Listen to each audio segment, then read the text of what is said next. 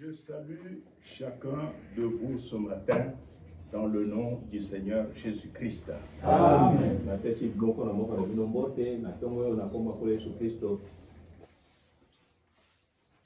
Nous sommes dans la joie d'être rassemblés au nom du Seigneur Jésus-Christ. Il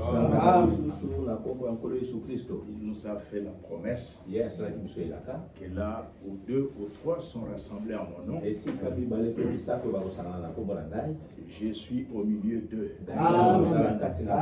Et nous croyons que ce matin, il est au milieu de nous. Et chacun de nous doit désirer qu'il puisse être en lui. Par le baptême du Saint-Esprit et de feu. Le Saint-Esprit, on le demande aussi. Je crois dans Luc 11.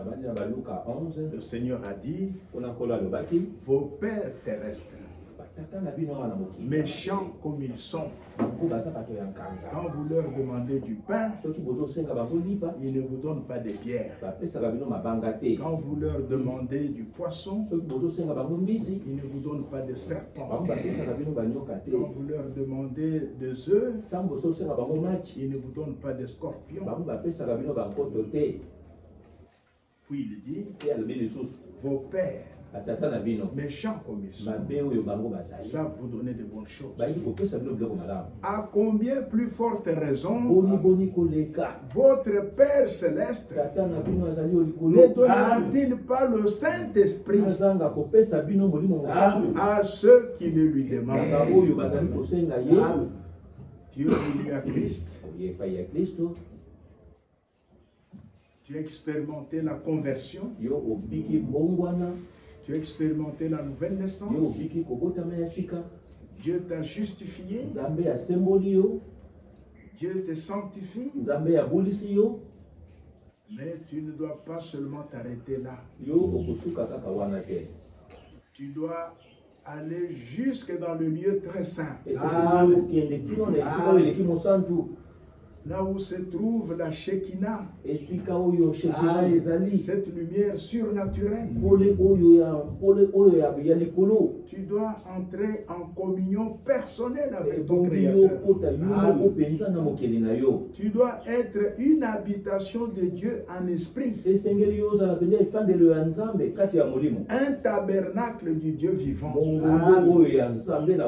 Et tu dois en être conscient. Tu dois être sûr que réellement tu as fait l'expérience du baptême du Saint-Esprit et de feu.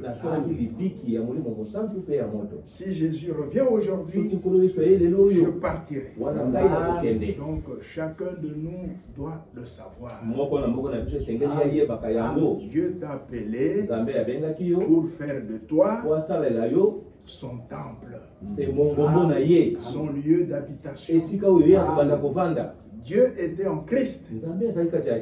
Et aujourd'hui, Dieu doit être en nous. Dans l'Église, qui est le corps du Seigneur Jésus-Christ. Donc, que chacun comprenne cela. Ne vous contentez pas seulement de venir à l'assemblée,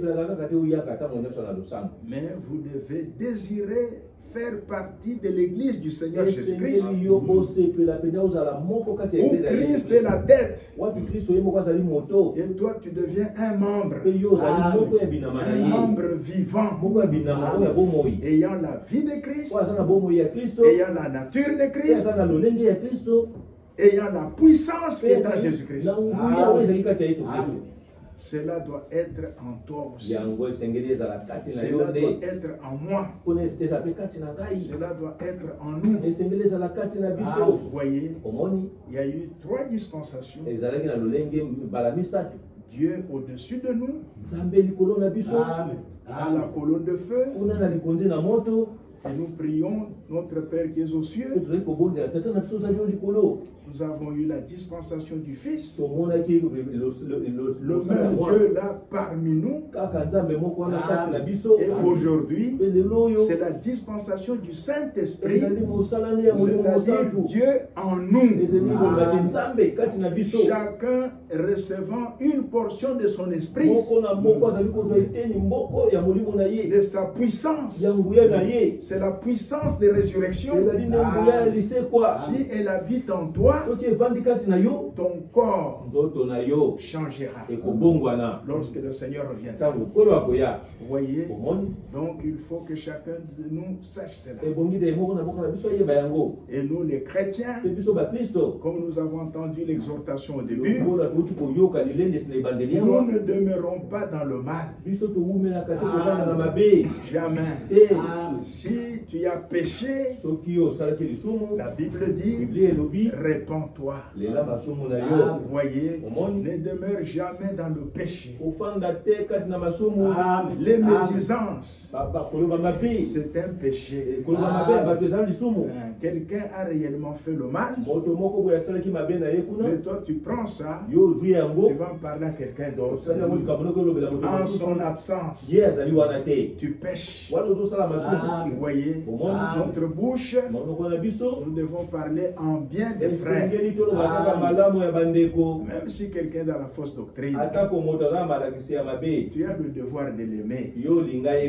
Tu n'aimes pas la fausse doctrine, mais tu dois aimer ton prochain comme tu t'aimes toi-même. Vous voyez, nous n'aimons pas le péché, mais nous n'avons pas la haine des pécheurs. Non, mais nous haïssons le péché. Notre devoir, la dette que nous avons envers notre prochain, c'est de l'aimer. Ne devez rien à personne, mais aimer les personnes. Vous voyez, donc ce qui a été dit au début ici est très important. Très très important. Si ton frère a péché, va vers lui.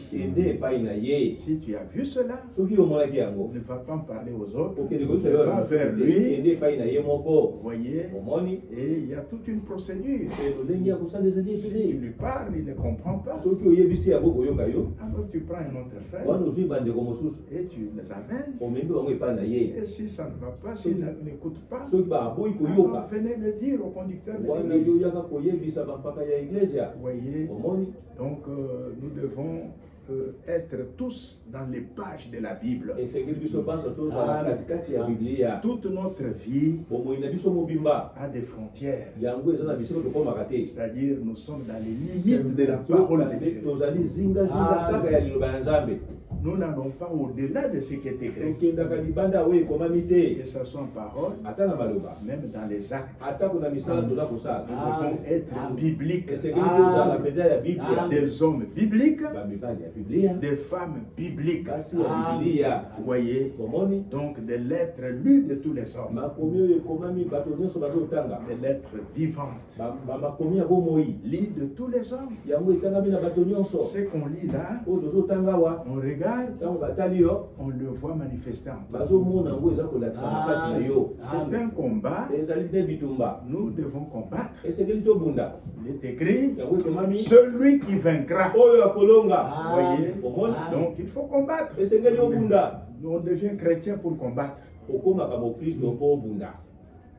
Quand on devient chrétien, on est un soldat. pour combattre. Mais nous ne combattons pas contre notre prochain, mais contre les esprits méchants, invisibles, dans les lieux célestes. Ces esprits sont dans les airs. Ils viennent même ici. Vous voyez? Et ils vous parlent dans la tête. Il dit ne crois pas ce qu'il dit. Ne crois pas. Vous voyez? Quand vous entendez dans la tête comme ça, sache que c'est Satan qui te parle. Le champ de bataille, c'est dans la pensée humaine. C'est là qu'il vient pour te oindre de l'incrédulité, pour te sortir de la parole. Vous voyez? Mais à partir de ton cœur, tu dois lui résister. Tu ne dois pas croire. On ne croit pas avec la tête, on croit avec le cœur. Nous ne croyons que ce que le Seigneur dit. Ce que le diable dit dans la tête, on le rejette. Nous ne croyons pas cela. Ne lui ouvrons jamais la voie pour qu'il pénètre dans notre être intérieur. Dieu nous a donné le libre arbitre de dire oui ou de dire non. Mais nous dirons non au diable, oui au Seigneur Jésus-Christ, oui à la parole de Dieu. Vous voyez? Ainsi, je vous invite à vous mettre debout. Nous allons lire dans Apocalypse, au chapitre 6. Apocalypse chapitre 6. Nous lisons à partir du verset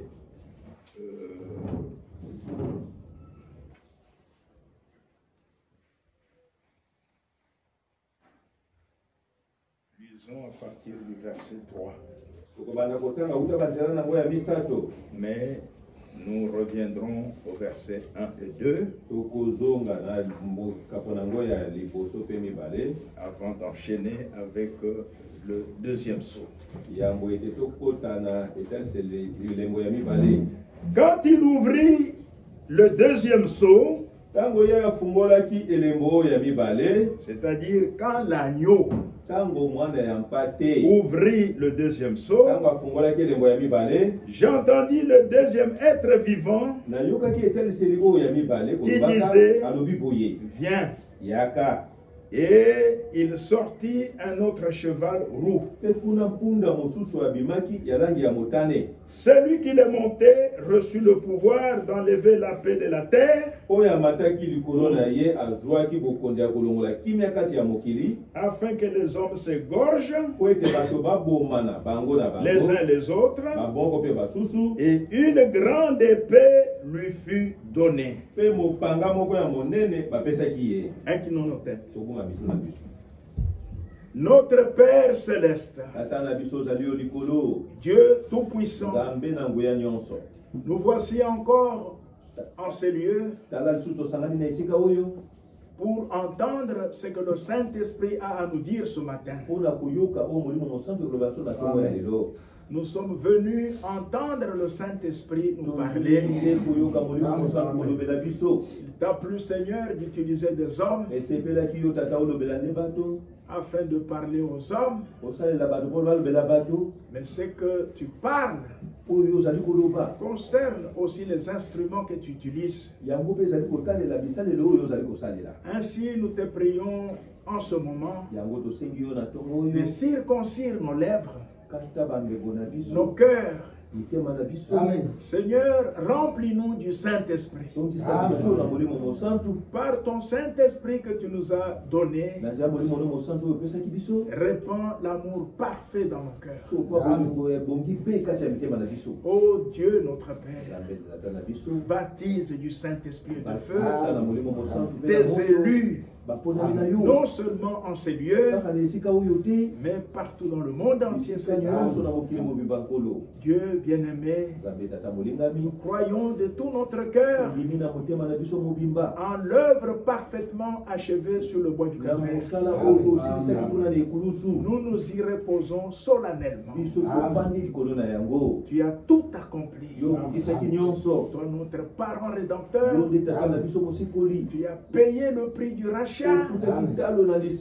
Oh, merci notre Dieu pour ton précieux sang qui nous a rachetés de la vaine manière que nous avions hérité de nos pères, la manière de vivre qui était mauvaise. Aujourd'hui, par ta grâce, tu nous fais expérimenter la vie nouvelle, la vie divine, la nature divine, la puissance de Dieu. Tu nous l'accordes également, Seigneur, pour vivre, pour mettre en pratique ta volonté. Merci notre Dieu. Bénis mes frères, bénis mes soeurs. Il y en a qui viennent de très loin parce qu'ils aiment la vérité. Ils t'aiment. Même ceux qui viennent de très près, leur présence témoigne de l'amour qu'ils ont pour la vérité. Affranchis-nous à l'écoute de la vérité, Seigneur. Fais de chacun de nous un être réellement libéré, libéré de l'oppression satanique, démoniaque, que nous ayons les dessus sur nos adversaires, sur les esprits méchants. Oh Dieu notre Père, merci de tout cœur. Bénis notre frère qui nous a accordé l'hospitalité en ces lieux. Bénis sa famille. Il est en mission quelque part, sois avec lui. Amen. Oh Dieu notre Père, nous croyons de tout notre cœur que tes élus comprendront, prendront leurs décisions pour la vérité. Merci notre Dieu, merci notre Père, merci pour tout. Tu nous guéris de toutes les maladies à cause des meurtrissures de ton Fils Jésus-Christ. Tu pardonnes toutes nos iniquités et tu nous délivres, Seigneur, Amen, toute oppression de l'adversaire. Nous te sommes très reconnaissants pour cela. Ainsi, par ton Saint-Esprit, viens encore traiter avec chacun de nous au travers de ta parole. Bénis tes prédicateurs, tes serviteurs dans cette église de Kinshasa. Bénis mon frère Honoré Polo, mon frère Kapinga Mouloumé Maché et tous les dons qui agissent. Bénis notre interprète. Dans le nom de Jésus-Christ. Amen. Amen. Amen. Amen. Vous pouvez vous asseoir.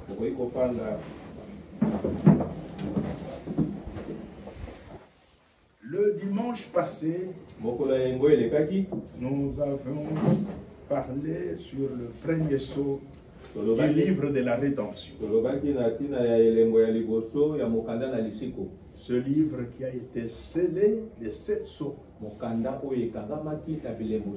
Et seul l'agneau a été trouvé digne de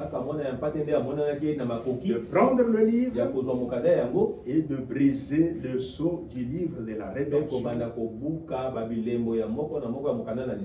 De telle façon que tous les mystères de Dieu, les mystères contenus dans la parole de Dieu, devaient être révélés à l'époux. De Genèse à l'Apocalypse. Tous les mystères. Vous voyez, c'est ainsi que les mystères des sceaux devaient aussi être révélés au travers du ministère de notre frère William Marion Branham, le prophète promis dans Malachie 4, verset 5. Vous voyez, le Seigneur avait dit, je vous enverrai Élie le prophète, avant que le jour de l'Éternel arrive, ce jour grand et redoutable. Vous voyez, dans Amos 3.7, il est écrit que Dieu révèle ses secrets à ses serviteurs les prophètes. C'est pourquoi le prophète messager du temps de la fin, c'est à lui et tous les mystères devaient être révélés pour le peuple de Dieu. Vous voyez, et nous sommes très heureux de vivre en ces temps de la fin. Et non seulement de vivre, mais d'avoir les yeux pour voir et des oreilles pour entendre. C'est une grâce particulière. Vous voyez, quand toi tu entends, tu dis ça c'est la vérité. L'autre entend la même chose, il les rejette. Vous voyez, parce qu'à toi il a été donné de connaître les mystères du monde. Vous voyez, Dieu t'a élu avant la fondation, avant que le monde soit fondé. Dieu t'avait déjà connu, Dieu t'avait déjà choisi. Sur la base de ton libre arbitre, Dieu avait vu ton cœur. Et toi, tu aimeras la vérité. Toi, tu t'arrangeras du côté de la vérité. Vous voyez, et il a vu l'autre là, et celui-là, même si le mort ressuscite, il ne croira jamais. Vous voyez, et il a pris ton nom à toi, il a écrit dans le livre de vie de l'agneau. Quelle grâce! Quelle grâce! Et c'est pourquoi nous ne cessons de remercier notre Dieu pour cette grâce qu'il nous a faite, de nous avoir aimés, de nous avoir choisis, d'être un élu. Vous voyez, que notre Dieu soit loué pour ça. Ainsi, nous avons parlé depuis dimanche passé du premier saut. Et on peut revenir rapidement avant d'aller directement au deuxième saut. Je regardais quand l'agneau ouvrit un de ces seaux et j'entendis l'un des quatre êtres vivants, celui qui avait la face du lion, qui disait comme d'une voix de tonnerre, viens. Je regardais et voici parut un cheval blanc. Celui qui le montait avait un arc qui n'avait pas de flèche. Donc c'est un menteur, c'est un imposteur, un trompeur. Vous voyez, déjà avec ça on voit que ça c'est un trompeur. Vous voyez, une couronne lui fut donnée et il partit en vainqueur et pour vaincre. Nous avons vu que le premier saut, il couvre les trois premiers âges de l'Église. L'âge d'Éphèse, l'âge de Smyrne et l'âge de Pergame. Vous voyez, donc depuis l'âge d'Éphèse,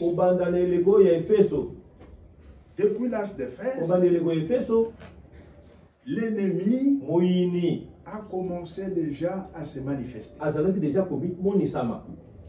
Nous avons vu que selon la révélation que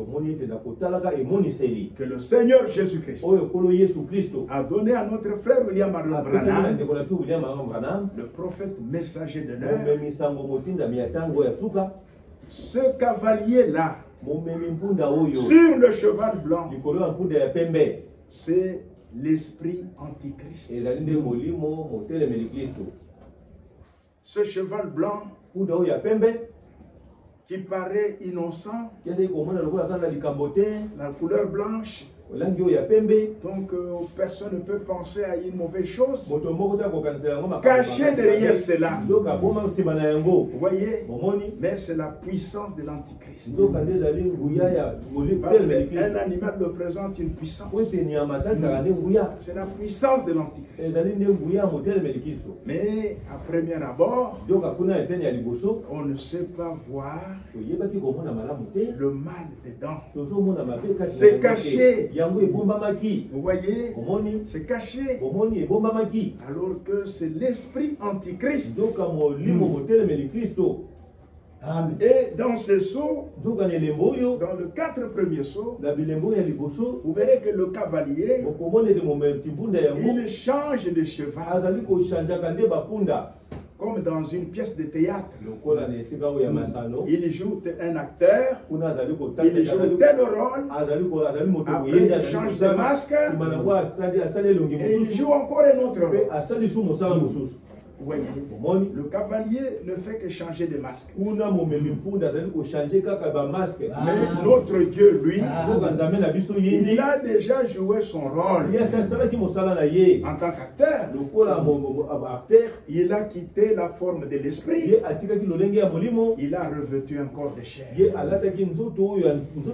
Pour être un parent rédempteur. Pour accomplir la rédemption. Pour payer le prix de la rédemption. Vous voyez, notre Dieu aussi, il a changé de masque. Il est parti de l'esprit et il a revêtu l'humanité. Un autre corps qui était engendré par Dieu lui-même dans la Vierge Marie. Vous voyez, cela lui a servi de temple. Cela lui a servi de maison. Dieu habitait dans un corps pour payer le prix de notre rachat en tant que parents rédempteurs. Et nous sommes reconnaissants à Dieu pour ça. Vous voyez, mais le Seigneur Jésus-Christ, quand il a brisé le premier sceau, quand il l'a ouvert, le premier être vivant, il y avait la face du lion, a dit à Jean, viens voir. Et vous verrez que chaque être vivant qui se tient autour du trône pour protéger le trône, chaque être vivant, vous voyez, représente une puissance pour combattre l'esprit de l'Antichrist. Vous voyez, depuis le premier âge de l'Église jusqu'au troisième âge, là c'est la puissance du lion qui agissait dans les croyants pour protéger la parole à eux, pour protéger le trône en eux. Vous voyez, c'est cette puissance-là qui animait Paul, le messager du premier âge de l'Église, qui animait Irénée, qui animait Martin. Dans le troisième âge de l'Église, pour combattre l'esprit antichrist. Vous voyez, donc le cheval blanc avec ce cavalier voyez, c'est l'esprit antichrist. Et nous avons vu que cet esprit-là a commencé à agir dans l'église depuis le premier âge de l'âge d'Éphèse.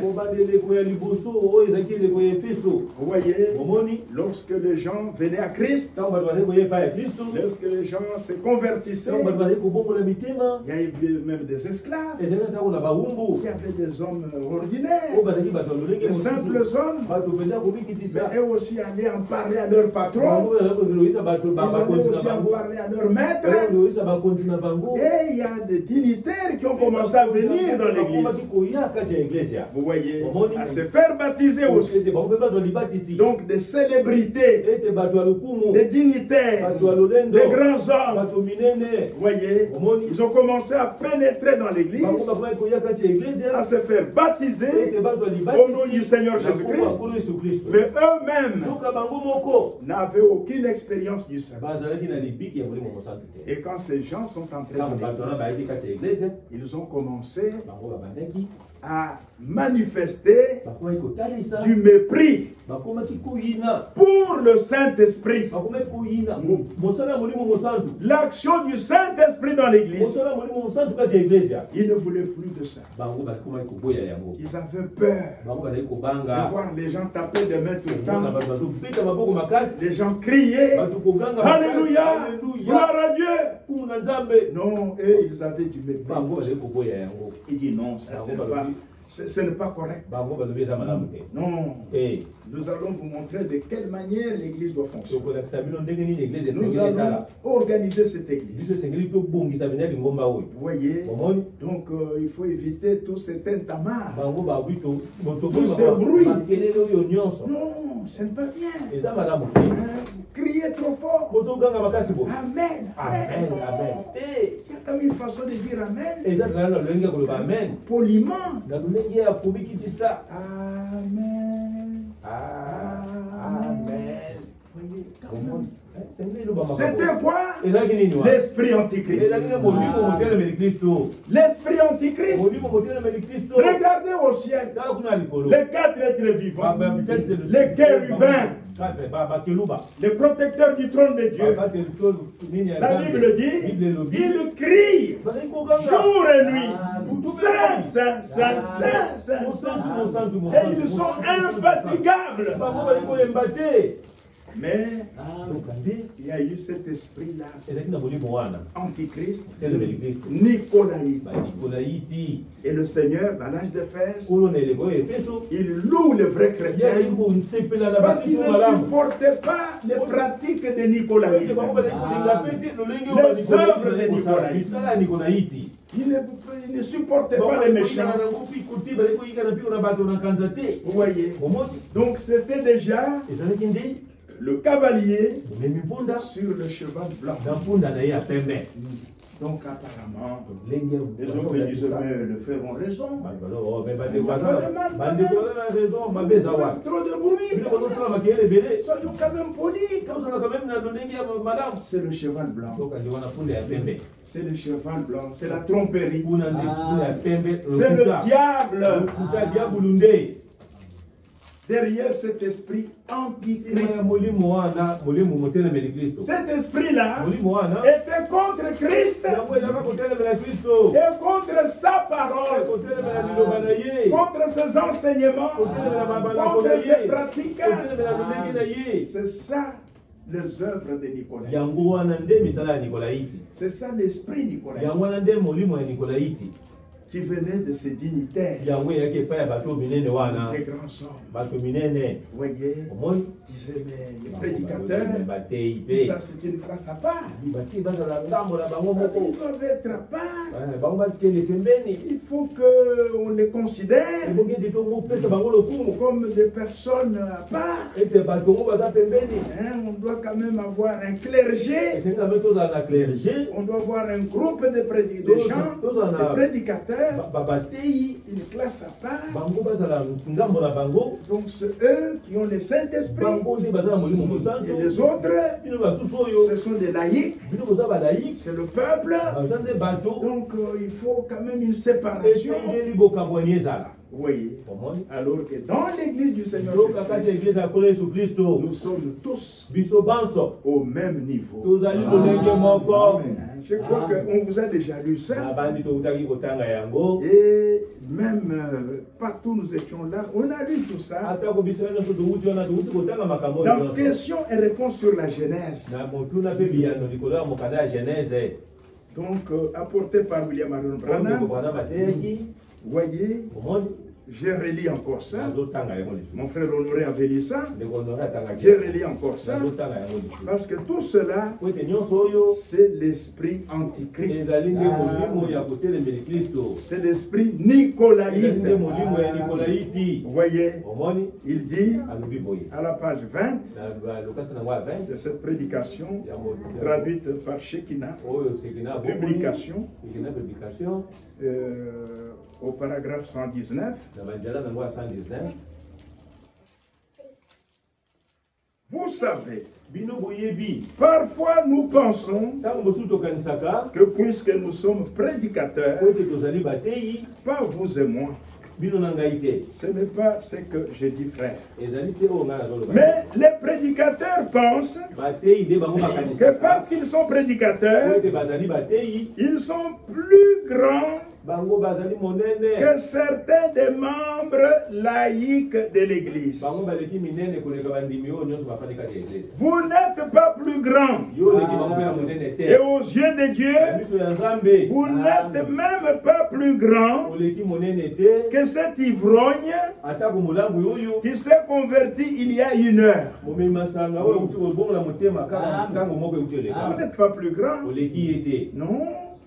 Vous voyez, c'est l'une des choses que la réforme, c'est-à-dire Luther, Wesley, tous ces réformateurs, il dit c'est l'une des choses qui n'a jamais été épurée, n'a jamais été corrigée. Parce que ça venait de l'église nicolaïque, ça venait de la grande organisation universelle catholico-romaine. Vous voyez, c'est là que toutes ces choses venaient. Alors il dit, c'est l'une des choses que la réforme n'a jamais épurée. Je sais que dans ma signature, je mentionne révérend. C'est exact. C'est simplement une chose liée à la coutume de nos jours. Mais cela ne devait pas être fait. Révérend, évêque, et docteur, et toutes ces choses sont des titres donnés par l'homme. Et ce sont des absurdités. Vous voyez? Amen. Dans la Bible, c'était Pierre, Jacques, Paul, Jean et tous les autres. Amen. Vous voyez? Et tous les autres. Ainsi, mes bien-aimés frères, cet esprit-là avait commencé à agir dans l'âge d'Éphèse. Vous voyez, au travers des dignitaires, des célébrités, des hommes des hommes instruits, qui croyaient être quelque chose. Mais dans l'église du Dieu vivant, celui qui est quelque chose, c'est le Seigneur Jésus. Nous sommes tous au même niveau. Nous sommes tous des frères. Nous avons différents dons, différents ministères. Mais cela ne fait pas de nous quelque chose de grand, de plus grand que l'autre. Non. Cela venait de Nicolaïte. Et Et cet esprit n'est pas mort. Il agit. Vous voyez, même parmi les croyants du message du temps de la fin, cet esprit est entré aussi. C'est un esprit anti-Christ, anti-parole. Vous voyez, un très mauvais esprit. Et Satan est derrière ça.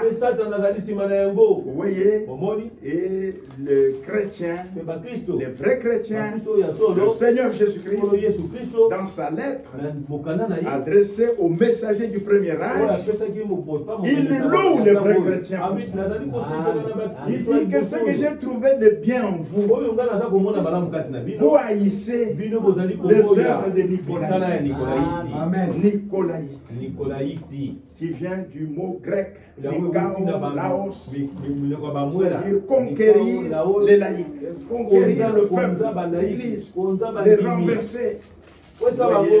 Donc un mauvais esprit qui agissait déjà par des dignitaires, des frères qui se considéraient plus importants que les autres. Quand ils voient des frères qui sont peut-être des plantons ou qui sont des pêcheurs de poissons, ils avaient du mépris. Vous voyez, ils voient un Pierre là, Pierre qui prêche, un illettré. Vous voyez, c'était des dignitaires.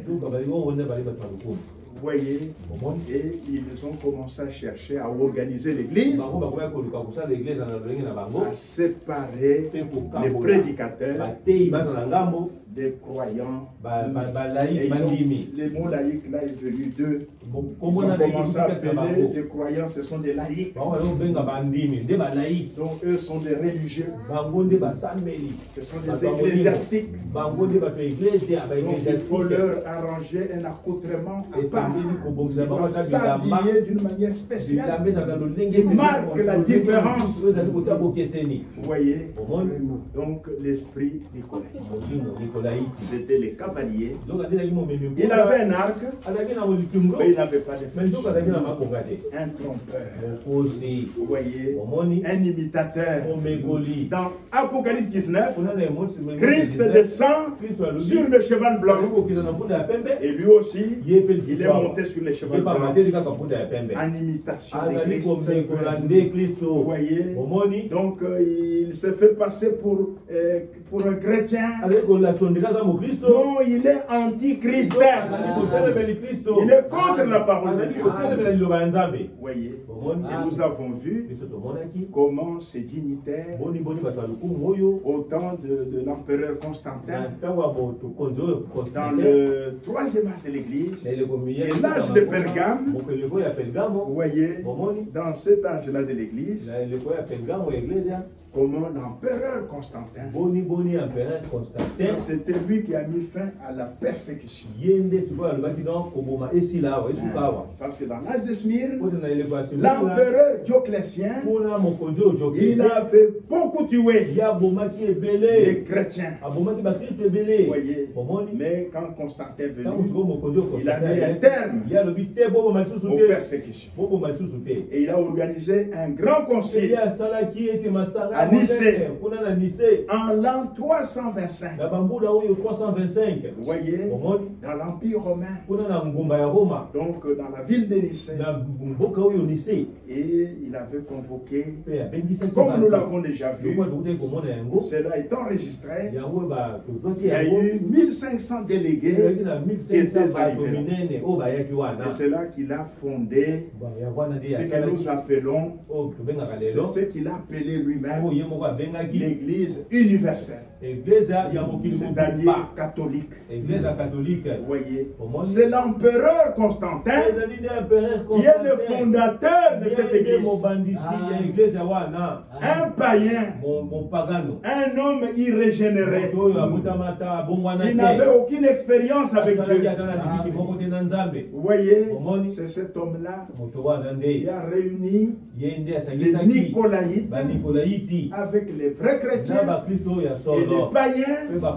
Et à l'issue de cette grande réunion, il a créé, il a fondé l'église catholique. Catholique signifie universel. Il a dit que tout le monde doit y faire partie. Vous voyez, c'est là qu'il a fondé cette grande organisation. Une grande organisation. Et comme nous l'avons vu, les œuvres de Nicolaïte, dans le premier âge, arrivé dans l'âge de Pergame, ils en ont fait une doctrine dans l'église. Ils ont hiérarchisé l'église. Et ils ont commencé à enseigner cela. Vous voyez? Et ils ont élevé l'évêque qui était à Rome. Et ils en ont fait. Plus tard, il fut appelé pape. Ils l'ont élevé. Et cet esprit-là s'est incarné dans cette personne-là. C'est comme ça qu'on a pu couronner cet homme. Le cavalier fut couronné. On ne pouvait pas le couronner. Cet esprit, l'antichrist, on ne peut pas couronner un esprit. Il a fallu qu'il s'incarne dans un homme. Donc cet homme-là, il a pris la place de Christ. Donc cet homme-là devait être adoré dans l'église. Vous voyez? Parce que cet esprit s'est incarné. Il est l'incarnation de cette doctrine nicolaïte. Vous voyez? Et on l'a couronné. Le cavalier fut couronné. Et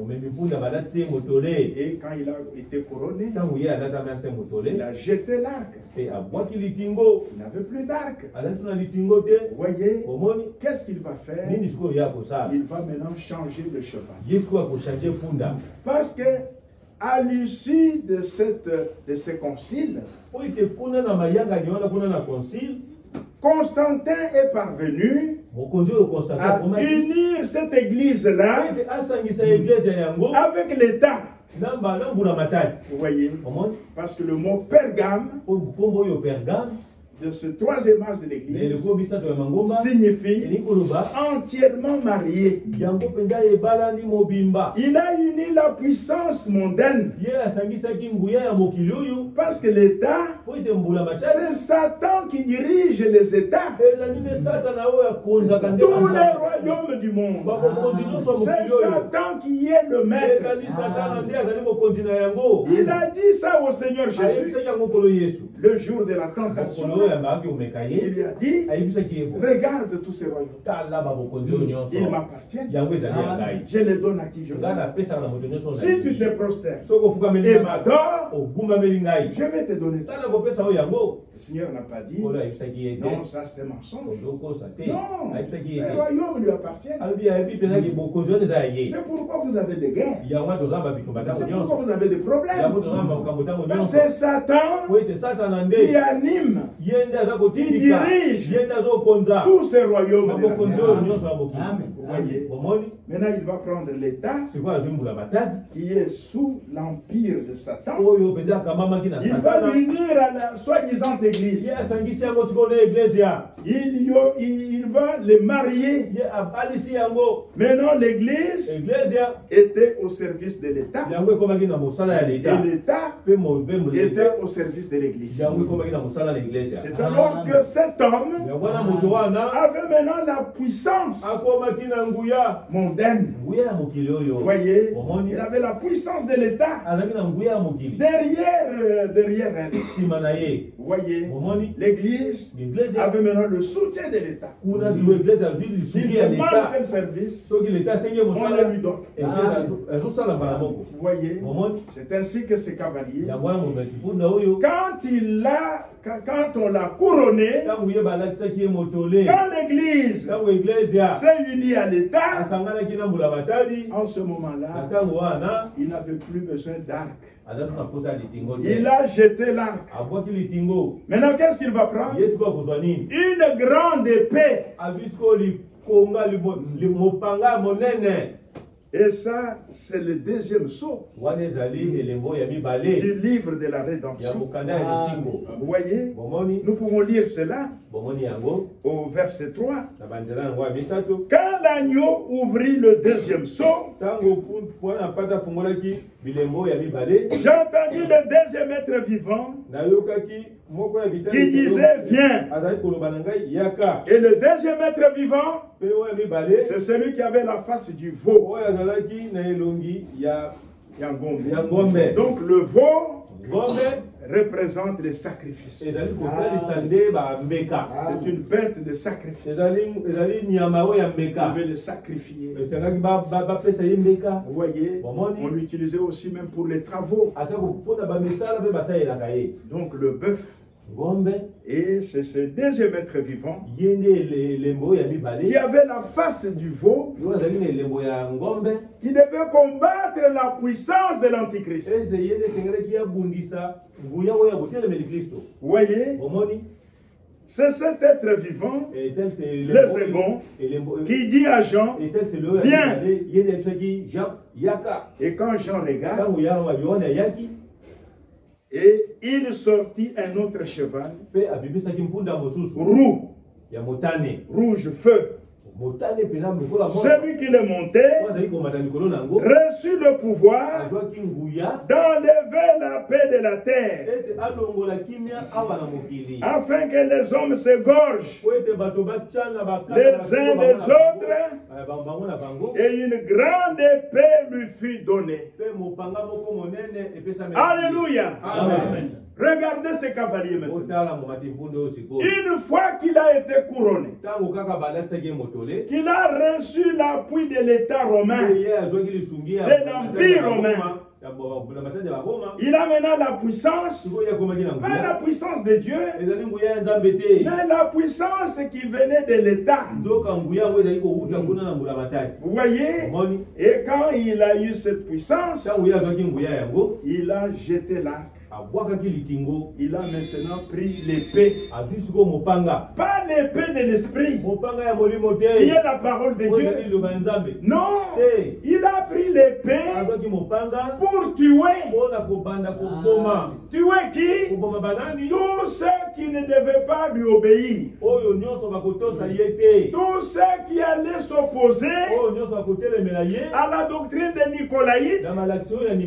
Tous ceux qui allaient s'opposer à cette organisation appelée l'Église catholique universelle. Vous voyez, tous ceux qui devaient être opposés à cela devaient être mis à mort. Il a maintenant l'épée dans sa main. Plus question maintenant de vivre calmement. Non. Plus question. Dans le livre de Frère Franck, l'Apocalypse, un livre scellé de 7 sceaux. Vous voyez, donc dans la deuxième phase, c'est-à-dire dans le deuxième sceau, ici maintenant, c'est l'exercice du pouvoir et l'effusion de sang. Vous voyez, le fusion de sang. Là, ce n'est plus un cheval blanc, mais c'est un cheval roux. C'est-à-dire rouge feu. Vous voyez, qui représente le sang des martyrs. Maintenant, il va tuer. Et la puissance qui devait le combattre pour protéger le trône de Dieu dans l'église, protéger la parole de Dieu dans l'église, c'est la puissance du veau. C'est la puissance du veau. Cette puissance qui animait le frère devant l'épée de l'Antichrist. Vous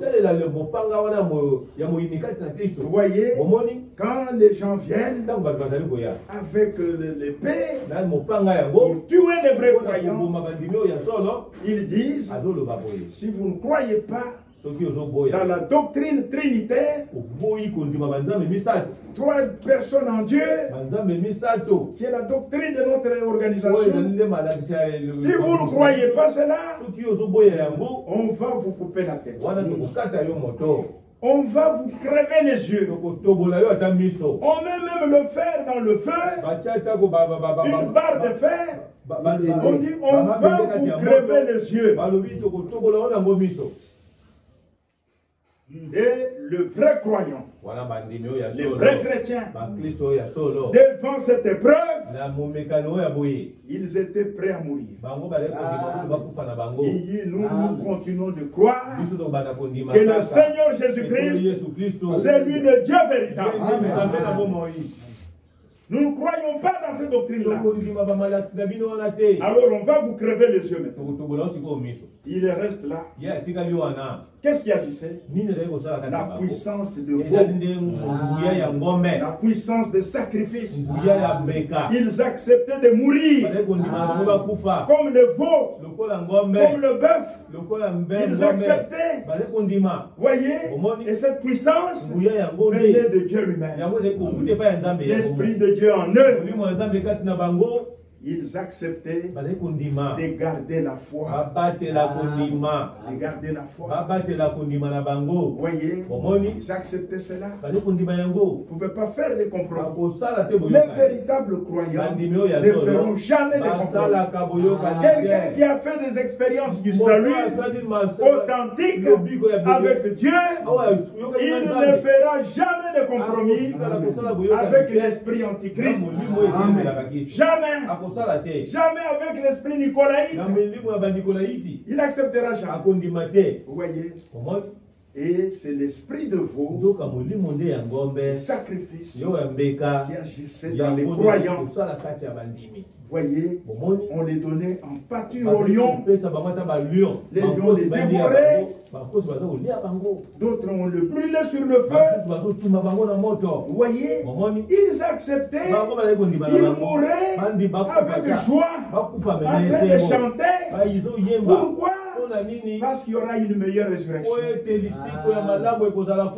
Ils n'ont jamais fait de compromis. Et cette fois-là, c'est l'antichrist qui tuait. C'est cette grande organisation catholico-romaine qui a commencé à tuer les vrais chrétiens. Vous voyez, ils ne pouvaient pas réussir à les séparer de la pure parole. Un vrai croyant, il s'attache fermement à la parole de Dieu. Sans compromis. Vous voyez, il dira non à tout ce qui est contraire aux saintes écritures. Il est prêt à mourir. Vous voyez, et ils sont morts. Ils sont morts pendant l'âge de Thyatire, l'âge des ténèbres. C'était l'âge de Thyatire où c'était la catholicisation par la force. C'est-à-dire, on veut vous faire catholique par la force. Il ne prêchait pas l'évangile. Non, et c'est la catholicisation. C'est ça. Que tu puisses croire leurs mensonges, leur trinité de personnes. Dieu en 3 personnes. Ça n'existe pas. Abraham n'a jamais adoré un tel Dieu. Isaac et Jacob n'ont jamais adoré un tel Dieu. Non, Dieu est unique. Jean a enseigné qu'au commencement était la parole. Toi qui croyais par elle, la parole est Dieu. Et cette parole fut faite chair.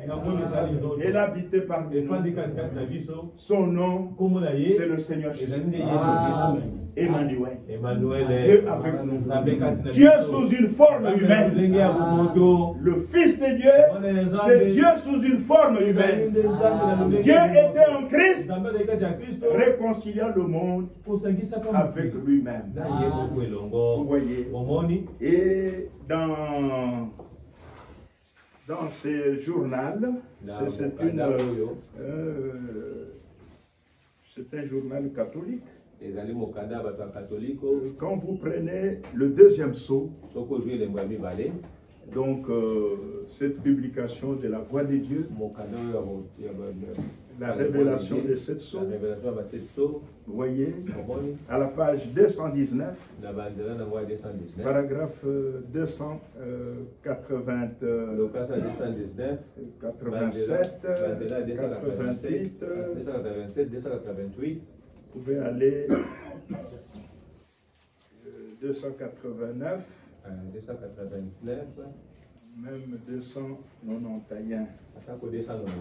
Vous voyez, nous lisons ceci.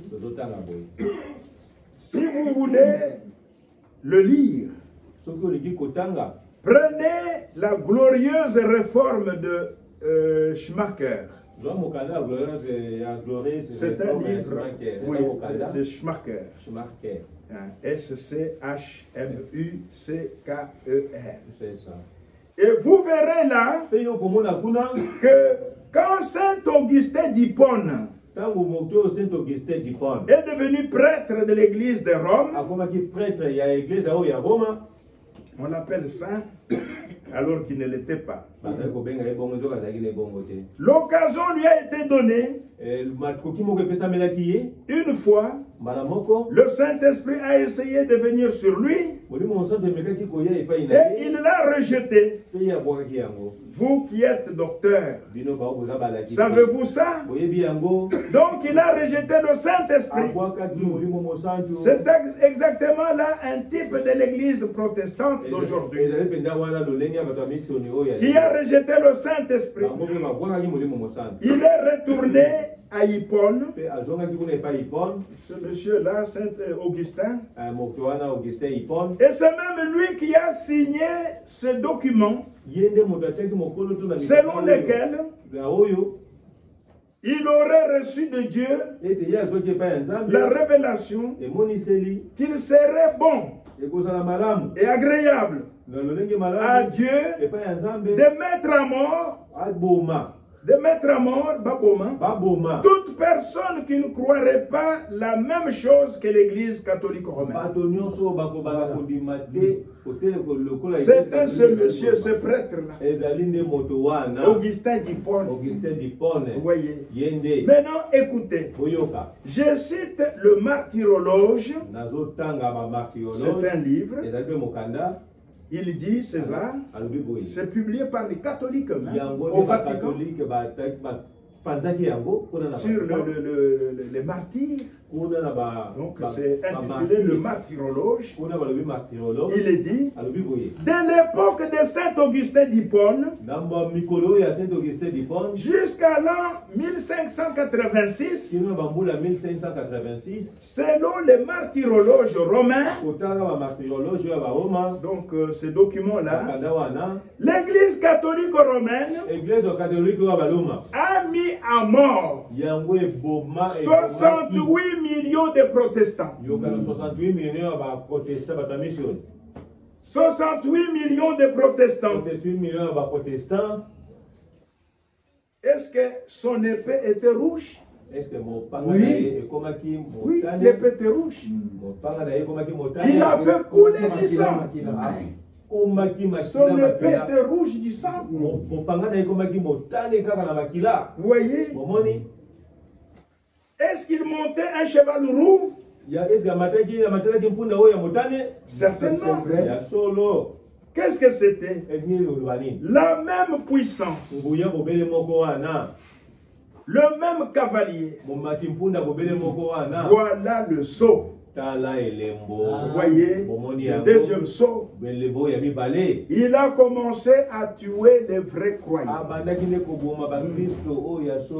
Donc on ne pouvait plus encore vivre paisiblement. Vous voyez, le temps de vivre paisiblement, côte à côte, était définitivement passé, car maintenant cette orientation religieuse ecclésiastique avait reçu sa puissance du monde et commençait à persécuter les autres croyants. C'est ce qu'indique l'épée qui lui est donnée. Comme chacun le sait, par l'histoire, c'est par un fanatisme aveugle que la religion organisée versa beaucoup de sang. Versa beaucoup de sang. Le cavalier n'avait pas la parole de Dieu comme épée de l'esprit, mais il avait l'épée terrestre et disposait de la puissance terrestre. La paix fut enlevée de la terre. Les nations et les peuplades furent dressés les uns contre les autres au nom de la religion, de sorte qu'elles se combattaient l'une l'autre. Vous voyez, lors de la deuxième phase de cette puissance religieuse,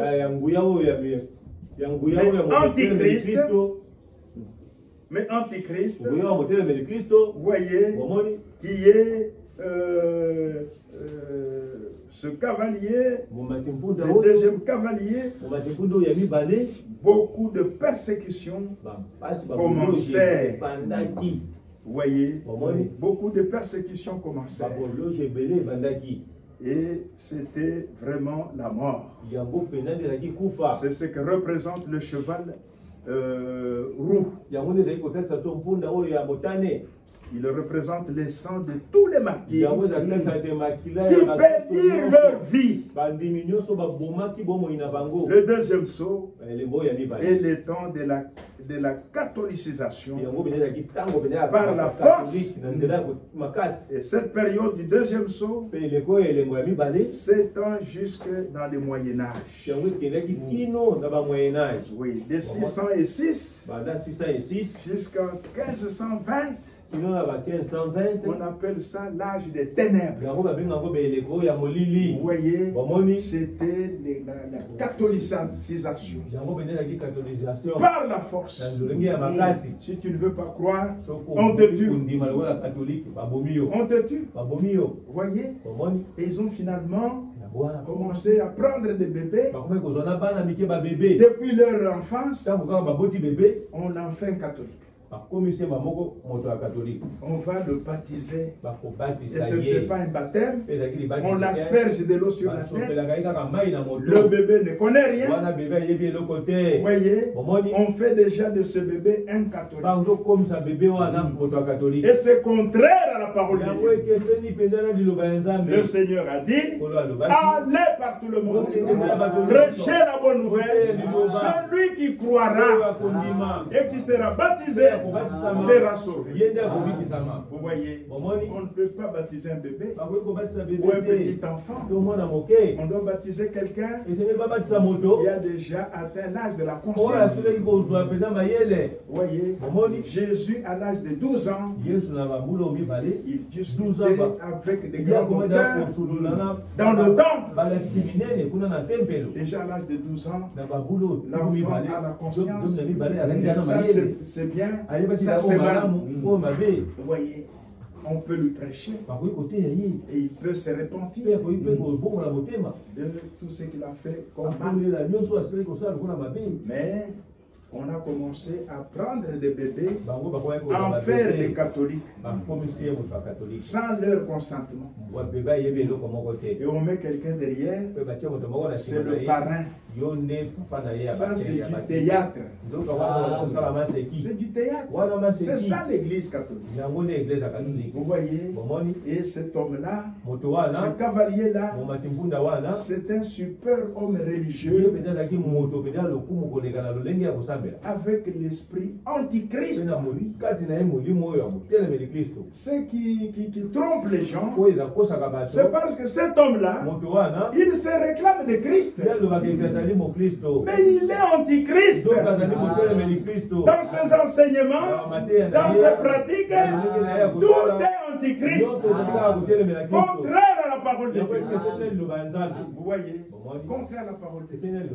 C'est la raison pour laquelle dans Apocalypse 18, il y a un ordre. Sortez du milieu d'elle. Allons dans une place. Oui, je reviendrai et je vous prendrai. Afin que là où je suis, vous y soyez aussi. Amen. C'est ce que nous attendons. Élie est déjà venu. Le message, nous l'entendons. Les domestiques de la maison de Dieu continuent de prêcher la même parole avec l'église.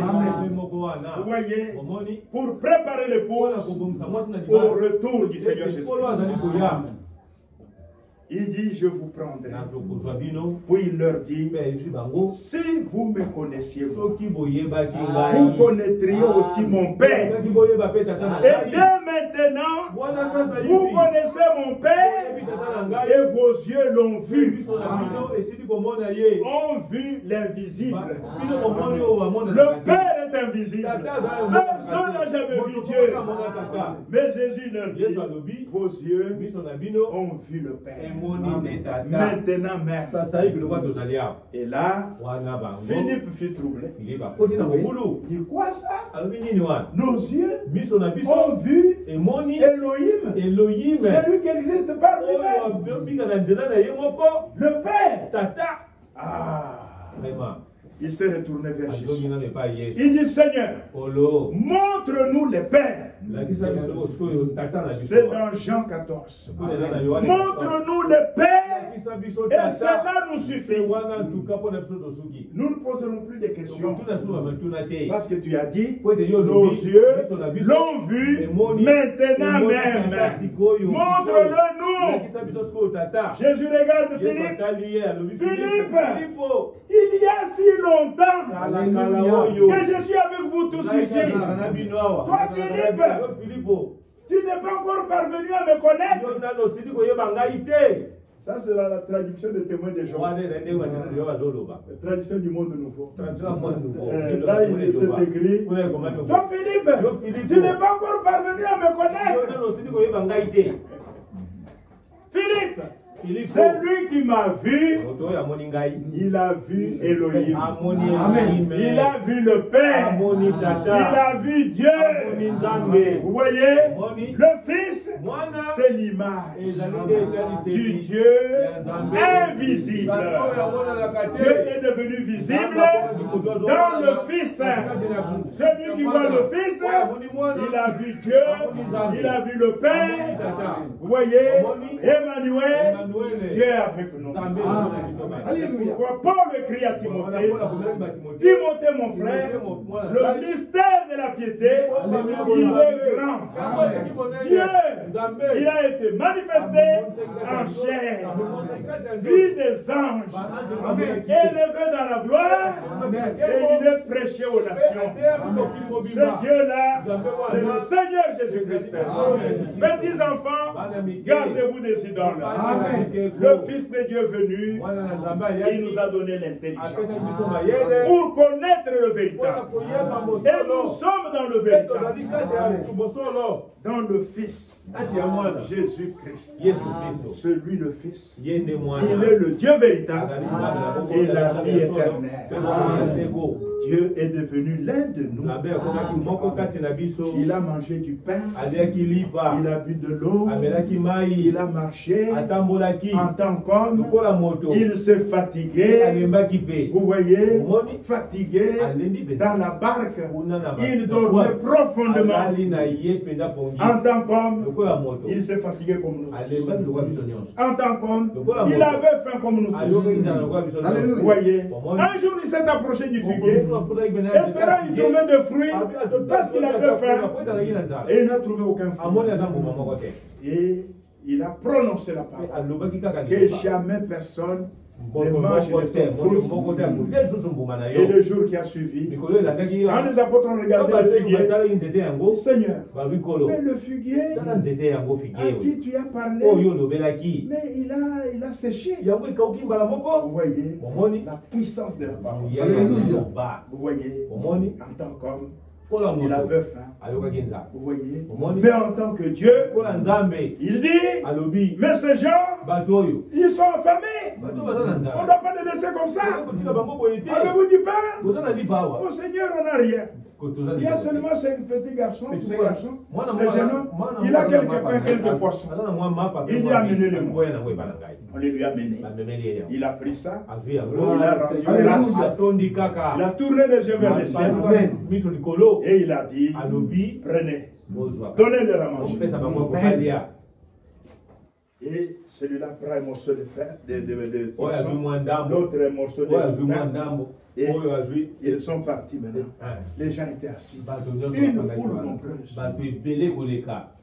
Il coupe la tête. Quand il les regarde, il y a encore la tête. Il coupe encore. Il coupe un morceau, il donne. Quand il regarde, c'est encore là. Qui fait ça? Alléluia. Le Créateur.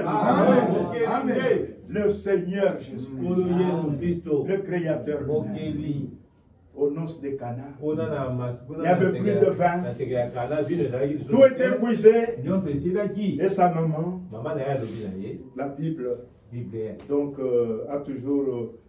lui n'a jamais appelé Marie sa maman. Lui-même. Non, il appelle toujours femme. Parce qu'il est cette femme. Il devait porter la postérité. Il devait porter un fils. Il allait écraser la tête du serpent.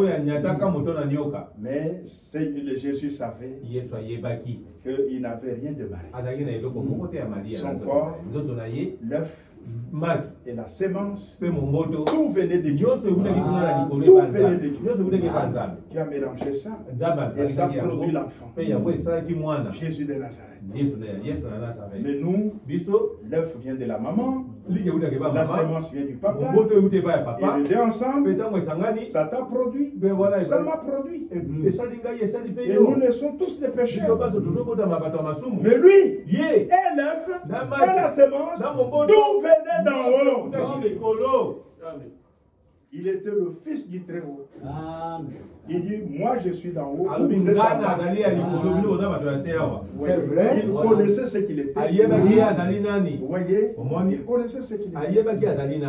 Marie s'approche. Ces gens n'ont plus de faim. Il dit, femme, qu'y a-t-il entre toi? Puis Marie se retourne vers le serviteur. Faites ce qu'il vous dira. Et Jésus s'approche. Il dit au serviteur, remplissez ce cruche. Remplissez-le. J'avais vu ce cruche-là. Nous sommes allés en Israël. Nous étions aux noces de Cana, là où il y avait la fête. Là. Nous sommes arrivés là. Et on nous a montré tous ces cruches-là. Il dit, remplissez de ce cruche. Et les serviteurs se sont rappelés les paroles de Marie. Faites ce qu'il vous dira. Ils sont remplis d'eau. Maintenant, prenez les gobelets là. Puisez. Allez donner au maître de la fête. Alléluia. Ils ont obéi. On leur a dit, faites ce qu'il vous dit. Ils ont puisé. Ils sont partis. Ils ont remis. C'est ça. Et quand il a goûté, ça c'est du bon vin. Le miracle s'est opéré. L'eau s'est changée en vin. Le Créateur lui Amen. Il change l'eau en vin. Et vous pouvez boire. Voyez, c'était un miracle. Faites ce qu'il vous dit. La parole fait chair. Il a multiplié le pain. Les gens ont mangé. Et on a ramassé des réserves. C'est 12 paniers, c'est plein. Vous voyez, le Seigneur Jésus-Christ, c'est notre Dieu, c'est notre Créateur. Vous voyez, quand nous irons au ciel, ne va pas lui donner, ne va pas lui poser la question de Philippe.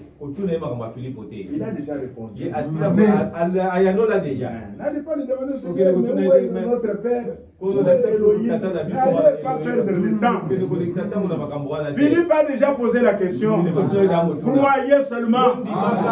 Vous voyez, celui qui le voit, lui, il a vu le Père. Il a vu Dieu. Si tu vois Abraham, tu as vu Abraham. Si tu vois Moïse, tu as vu Moïse. Si tu vois frère Branham, tu as vu frère Branham. Mais si tu vois Jésus de Nazareth, tu as vu Dieu manifesté en chair. Elohim.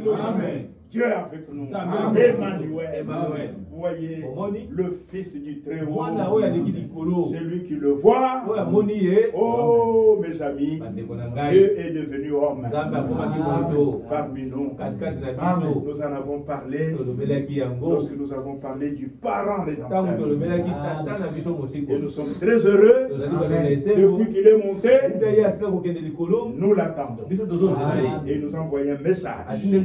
Il a révélé tous les mystères. Nous sommes gâtés. Alléluia.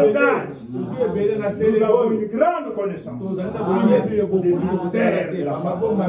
Nous connaissons plus que Luther, plus que Wesley, plus que les pentecôtistes. Nous sommes vraiment au top. Vous voyez, et à ceux qui ont beaucoup reçu, il leur aussi sera demandé beaucoup. Mettez en pratique la parole. Croyez la parole. Vivez la parole. Vivez le principe biblique.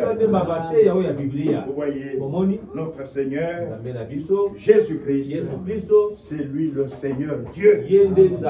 Amen. Le Tout-Puissant. Celui qui était, il était le prophète.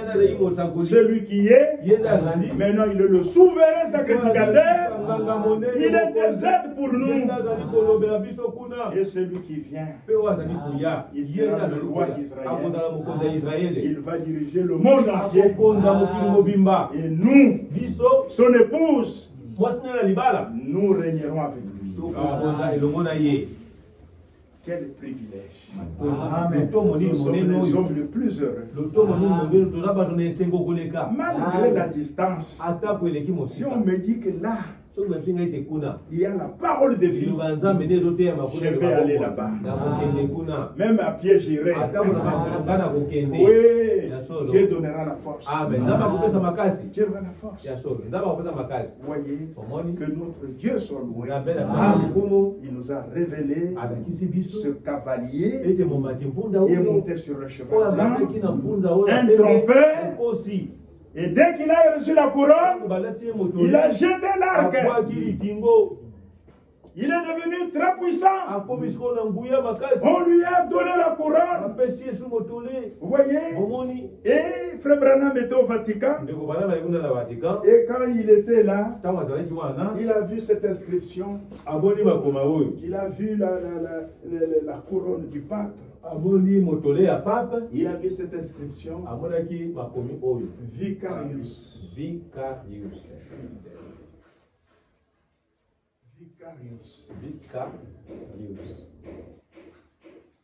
Fili